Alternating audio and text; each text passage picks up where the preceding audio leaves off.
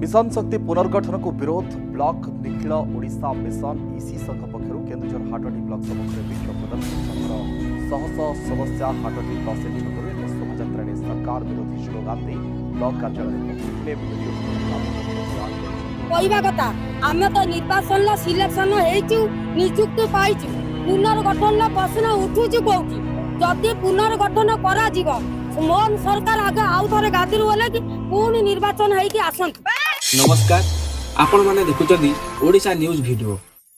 नमस्कार दर्शक बंधु, मिशन शक्तिर महिला मानक पई आसिला बहुत बड़ खुशी खबर जहाँकि आम उपमुख्यमंत्री सेमानकर दाबी और दरमा वृद्धि को नहीं बड़ घोषणा करिसेंती। खूब शीघ्र वृद्धि पाइब एमानकर मासिक पारिश्रमिक राशि एवं यह सह मिलिब स्थायी नियुक्ति। ए नहीं वर्तमान बड़ सूचना देले उपमुख्यमंत्री प्रभाती परिड़ा। तेबे आसंतु जानिबा कौन रही मिशन शक्ति महिला मानक पई सबुठारु बड़ खबर। जानिबा पूर्वरु वीडियो को लाइक करी चैनल को सब्सक्राइब करने को बिल्कुल भी भूलिबे नहीं। एबे मिशन शक्तिर कार्यरत थिबा समस्त कम्युनिटी सपोर्ट स्टाफ मानकर दरमा वृद्धि पाइब ए नहीं सूचना देले आम उपमुख्यमंत्री प्रभाती परिड़ा। तेबे दीर्घ दिन है एमाने दाबी और दरमा वृद्धि को नहीं जोरदार आंदोलन करथिले।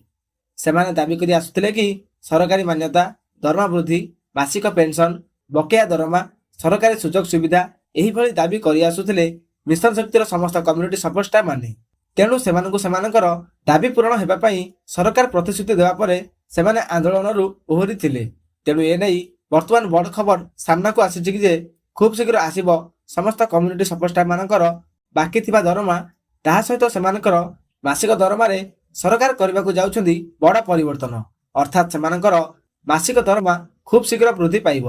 तेणु दर्शक बंधु एही भली लेटेस्ट अपडेट जानिया पई चैनल को सब्सक्राइब करी पाखरे थिबा घंटी चिन्ह को ऑल ले सेट करंतु, जहा द्वारा हम अपलोड करथुवा प्रत्येक वीडियो नोटिफिकेशन सर्वप्रथम आपण निकट रे पहुंची पारिबो। तेबे आपण केउ जिल्लार वीडियोटी देखुछन्ती तळे कमेंट करी निश्चित जणांतु।